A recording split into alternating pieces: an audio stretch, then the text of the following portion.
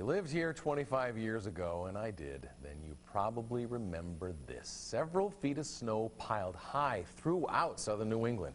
Well, today, February 6th, marks the silver anniversary of the blizzard of '78. And as Eyewitness News meteorologist TJ Del Santo tells us, people's memories of the storm are both good and bad. February 6th to the 13th, a week the state stood still in the blizzard of 1978. Even the threat of snow in southern New England causes most people to pause and remember the most devastating snowfall in Rhode Island's history. Most stories surrounding the blizzard of '78 are centered around people stuck away from home. They were either stranded on the highway, at work, school, or in a stranger's home. 2 to 3 feet of snow fell from February 6th to the 7th, 1978.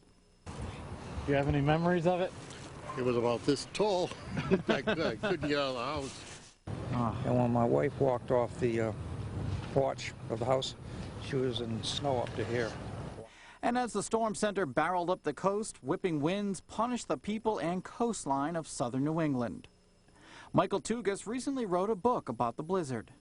But they called for it to begin on Sunday night. So when people woke up Monday morning and it wasn't snowing, many assumed, well, the storm went out to sea. Instead, the storm's fury moved in almost immediately after the morning commute on Monday, the 6th. To go from Seekonk, where I live in Rehoboth, to Pawtucket, it took us like, I don't know, 15 hours. Thousands who left work in the afternoon were stranded. 3,000 people in Rhode Island alone had to be rescued. The National Guard was called in to help. Over 100 people from Rhode Island and Massachusetts lost their lives, with thousands more injured. Once the roads were cleared, the storm damage totaled $15 million in Rhode Island alone. There's almost two views of the storm. If you were stuck in your car, it was one big nightmare. If you made it home, people talk about the most wonderful week. Yeah, we got to see our neighbors. We don't even see them during good weather.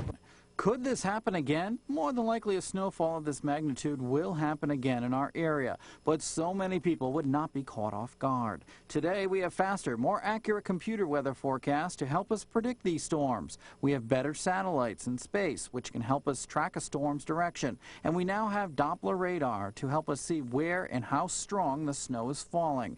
Also, since 1978, cell phones, beepers, and the internet have kept people better connected and more informed.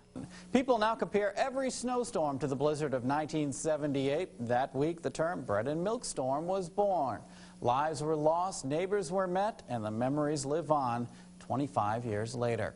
I'm TJ Del Santo, Eyewitness News. Live from Eyewitness News, this is a Pinpoint Weather Alert.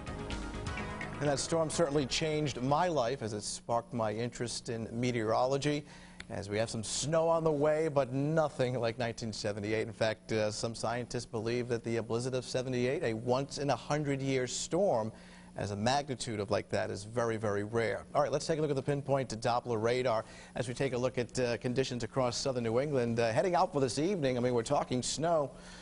You want to get the bread and milk? You can, but we're not talking about a bread and milk storm, but certainly dry conditions out there, no weather problems. First flakes of snow actually arriving early tomorrow morning, and it's cold enough for snow. None of this messy mixture with sleet or rain. It's all snow. As we take a look at temperatures outside, North Smithfield, Anchor, Subaru, 26.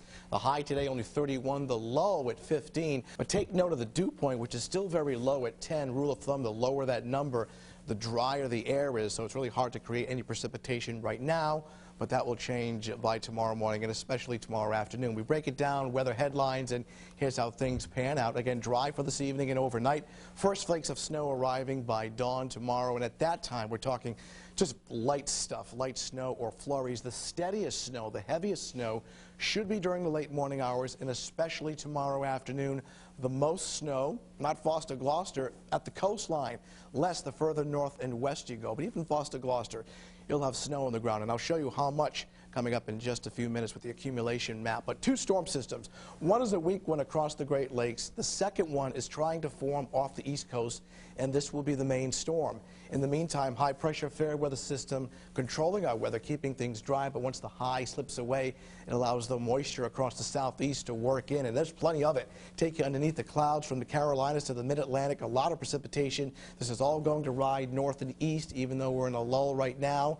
So by tomorrow morning, yes, the flakes will be a-flying. 27 now, Smithfield, Providence at 28. Newport comes in at 26 degrees, and chilly and cloudy and westerly right now with a temperature at 27. Let's go right to the Pinpoint Neighborhood Futurecast and take you through hour by hour, starting off at 8 o'clock in the evening. And keep in mind, the color key here represents precipitation. The blue would be snow. Let's advance the map. The leading edge of the steady snow, here it is at about 8 o'clock tomorrow morning. At this time, probably a couple of flurries, but watch, we are just covered in blue tomorrow morning and tomorrow afternoon. And notice the darker blues on our scale at 1 o'clock in the afternoon. That indicates moderate to heavy snow. Even up until 8 o'clock in the evening, still some leftover snow, but the back edge right over here should move out to sea by 9, 10 o'clock tomorrow night. And again, most snow south coast, not as much the further north you go. So as a result, the winter weather advisory for northern suburbs, whereas a winter storm warning along the south coast for tomorrow morning and tomorrow afternoon. Temperature is certainly cold enough for snow. We advance the maps and take it to about 6 o'clock in the morning. Everybody in the 20s, so an all snow situation. By tomorrow afternoon, the steadiest of snow, temperatures 30, 35. So the morning commute, okay, but the evening commute coming home may be more difficult. All right, how much snow by tomorrow evening? On the order of 3 to 5 inches. That includes northern Rhode Island, Providence, most of Kent County, and Warwick. But southern Rhode Island from New Bedford, southeastern Massachusetts, Newport, Westerly, on the order of 5 to 8 inches of snow. The lower Cape and Islands, Nantucket, may actually top out at 8 to 10 inches. So light snow likely at the bus stop tomorrow morning, though at that time the road shouldn't be too bad at 27 degrees, but kind of tough coming home from school. Here's the Pinpoint 7-day Futurecast. We're back to sunshine Saturday, increasing clouds Sunday. The next chance of any important snow coming up on Monday with temperatures in the 30s. Parents, I think kids going to school tomorrow in the morning may be okay, but I wouldn't be surprised if some of the little ones